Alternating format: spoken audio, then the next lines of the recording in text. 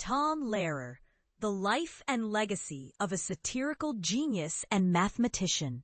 Imagine a man who could turn complex societal issues into catchy tunes, making you laugh while also making you think deeply. Tom Lehrer was just such a person, and his passing at the age of 97 marks the end of an era. But here's where it gets interesting. Lehrer wasn't just a musician. He was also a respected mathematician who chose to balance his talents between academia and entertainment. Los Angeles, Tom Lehrer, the renowned satirical songwriter known for his sharp wit and incisive commentary on topics ranging from politics to religion, has left us. Longtime friend David Herder confirmed that Lehrer passed away at his home in Cambridge, Massachusetts, though the specific cause of death remains undisclosed. Despite retiring from his music career in his late 70s, Lehrer continued to teach mathematics at the University of California, Santa Cruz. In a surprising move, in 2020, he relinquished his copyright, allowing anyone to freely use his lyrics without any compensation. This gesture speaks volumes about his generosity and his belief in the power of free expression. Born in 1928 in New York City, Lehrer was a prodigious talent from a young age. He earned his bachelor's degree in mathematics from Harvard University at just 18, showcasing his exceptional intellect.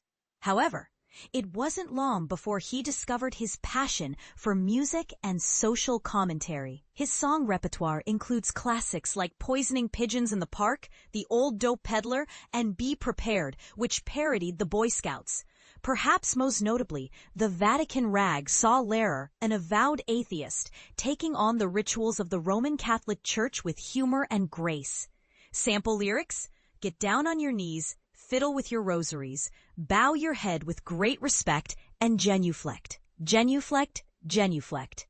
Lehrer performed his songs with a unique style, often accompanying himself on the piano, drawing comparisons to musical legends Gilbert and Sullivan and Stephen Sondheim. His contemporaries, including Alan Sherman and Stan Freberg, were known to emulate his satirical approach, while modern artists like Randy Newman and Weird Al Yankovic have cited him as a significant influence. Interestingly, Lehrer wasn't afraid to criticize the music he disliked, such as modern folk songs, rock and roll, and modern jazz. He also tackled serious issues like nuclear war and discrimination, with a touch of humor that rarely offended his audience. Tom Lehrer is the most brilliant song satirist ever recorded, according to musicologist Barry Hansen, who produced a box set of Lehrer's songs in 2000 and featured his music on his syndicated radio show, Dr. Demento. Despite his prolific output in the music industry, Lehrer's body of work was relatively small, consisting of about 36 songs.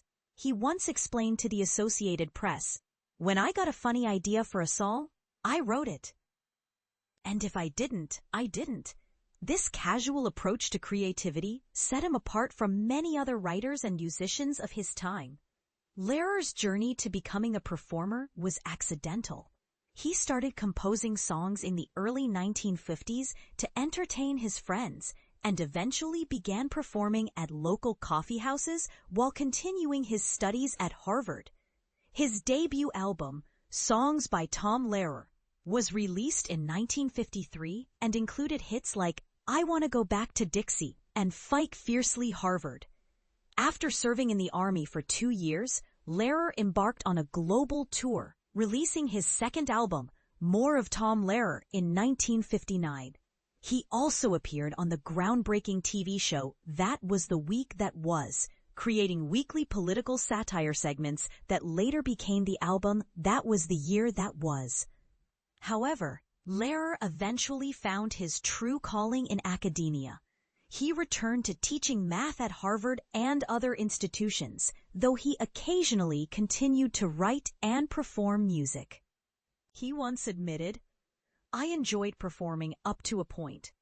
But to me, going out and performing the concert every night when it was all available on record would be like a novelist going out and reading his novel every night. In addition to his academic pursuits, Lehrer contributed to educational children's programming in the 1970s, writing songs for the electric company. He expressed particular satisfaction in hearing from people who had benefited from his educational efforts. Throughout his life, Lehrer maintained a humble and unassuming demeanor. Even when students enrolled in his classes because of his music, he insisted on maintaining the integrity of his math courses. As he once said, "It's a real math class. I don't do any funny theorems, so those people go away pretty quickly." Tom Lehrer's legacy is one of intellectual curiosity, artistic expression, and a commitment to using humor as a tool for social change. His ability to blend humor with substance will undoubtedly continue to inspire generations to come. What do you think? Was Lehrer's approach to satire effective, or do you believe there are better ways to address social issues through music? Tom Lehrer, the legendary musical satirist. Tom Lehrer, the musical satirist who shaped the 20th century with his razor-sharp critiques of politics and social life, is no longer with us. His career, marked by a rare 2000 interview at his Santa Cruz home, captured the essence of a man whose humor and wit resonated across generations. As the 97-year-old satirist passed away on July 26th, his friend David Herter confirmed his death to the New York Times and the Associated Press, highlighting his enduring impact on culture. But here's where it gets controversial. Lehrer's ability to blend satire with mathematical precision in his lyrics, such as his iconic "I Hold Your Hand in Mine," sparked debates about the line between art and absurdity. His work, which often mocked societal norms, was both celebrated and criticized for its unapologetic skewering of power structures. A pivotal moment in his career came in 1966 when he performed at the Hungry Eye in San Francisco, a performance that showcased his knack for blending comedy with theatricality. Meanwhile, his 1959 cake-cutting act at the Palace Theater, shaped like a woman's hand, symbolized the macabre humor that defined his style. The Frost Report, hosted by David Frost, featured Lehrer and Julie Felix in 1966. A collaboration that highlighted his ability to entertain while provoking thought.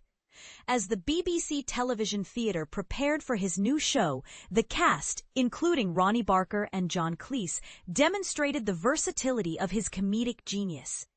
Lehrer's legacy endures, but his influence remains a subject of debate.